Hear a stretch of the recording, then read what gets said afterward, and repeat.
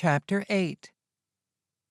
2 hours later, Terrence remained holed up in the office, ordering replacement merchandise, still refusing to talk to Shea. Monica was rearranging what inventory remained so the showroom wouldn't look like Iron Goddess was in the final days of a going-out-of-business sale. The glass guy still hadn't shown up to repair the front door. No response from Wendy either. Shea was relieved in part. She didn't want Wendy back in her life. Unfortunately, Wendy was Shea's only way to know whether the Confederate Thunder had shot Derek and robbed Iron Goddess. In the workshop, Shea assisted Switch and Lakota, who were installing the fuel injection module Switch had repaired earlier. Switch seemed back to her usual stable self. Shea hoped she stayed that way. "Did I hear you leave a voicemail for your sister?" Lakota asked. "Can't a girl have some privacy around here?" Shea unhooked the battery while Switch secured the module. Lakota laughed. "Office has thin walls, remember? How long since you seen her last?" 17 years. "Screw." Switch held out her hand, oblivious to the conversation.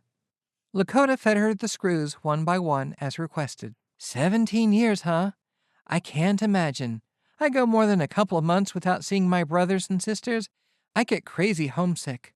After my mama got killed, I was afraid I'd end up like her. Or worse, like my father. The screwdriver trembled in her white-knuckled grip. I needed space. 17 years is a lot of space. Yeah, well. Shea reattached the battery once the module was in place.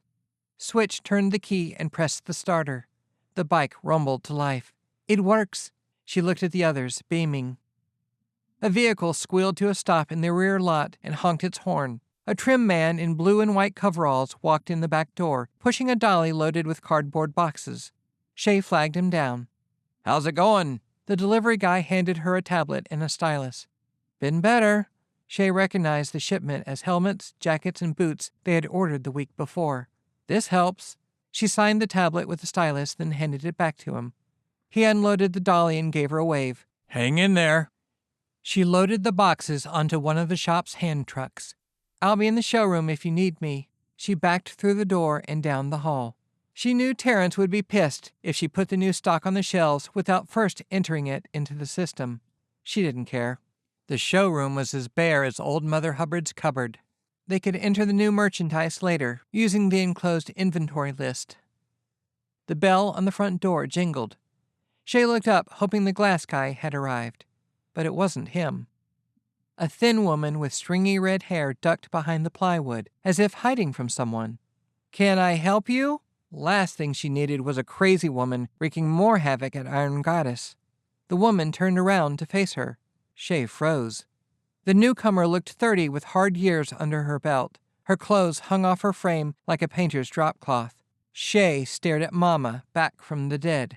"Shailene, please help me!" The voice was her mother's. How is this possible? Am I going crazy? "Shea, it's me, Wendy!" Shea's eyes widened. The last time she'd seen her baby sister was when the county sent her to live with Monster, her godfather, and a member of the MC. Wendy had been a chubby 7-year-old back then. "Wendy? What are you doing here? I just wanted you to call me back." Outside, the roar of multiple bikes with unbaffled pipes shook the windows, then stopped. Wendy glanced outside again. "Oh, shit! Don't tell Hunter I'm here!" She rushed past Shea toward the restrooms. 3 guys marched in, wearing leather cuts, with Confederate Thunder 3-part patches. One of them, a bald man with a scruffy, braided chestnut beard, stood by the front counter and pointed toward the restrooms. "Mackie, check down there." Mackie, a stout guy with the face of a weasel, nodded and sprinted toward the restrooms. A Confederate stars and bars bandana circled his blonde, greasy, shoulder-length hair. "One shot. Go around outside. Make sure they don't sneak out the back." "Roger that, Prez." One shot stood 6-foot-something with a military-style crew cut. He ran back out the front door and around the building. "I don't know what you boys want, but you're going to have to leave."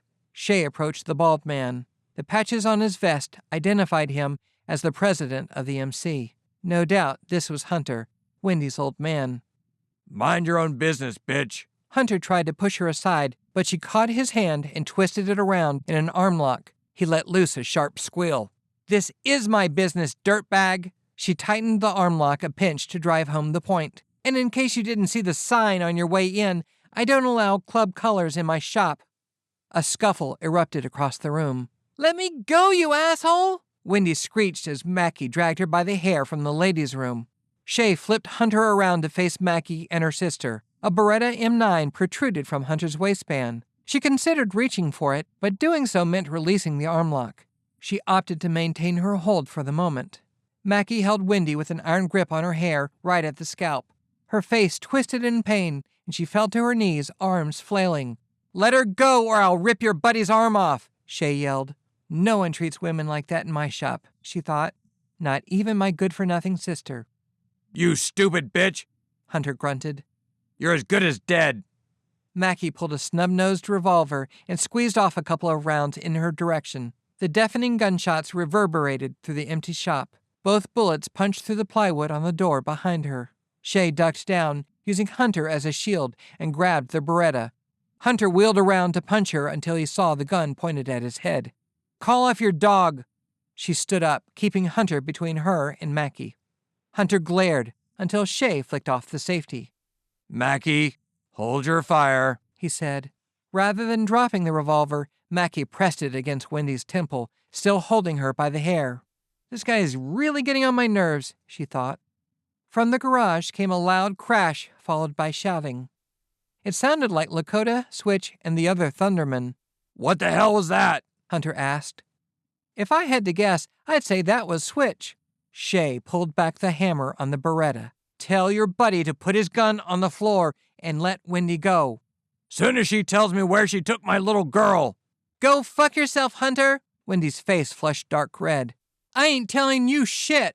Mackie cracked her on the head with a revolver, dropping her to the floor, then pulled her back up again by her hair. You fuck! Shea pointed the Beretta at Mackie but held her fire.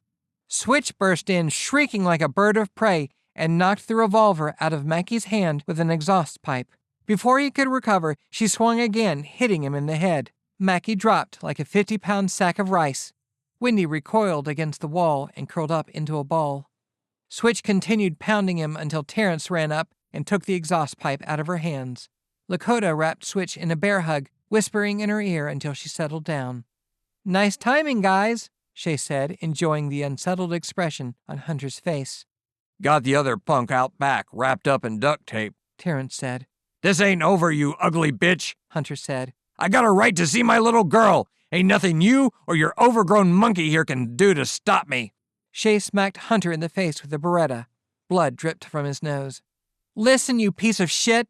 Shea pressed the gun to his forehead. This ain't family court. We don't settle custody issues here. So unless you want me to pull the trigger, I'd suggest you leave and not come back.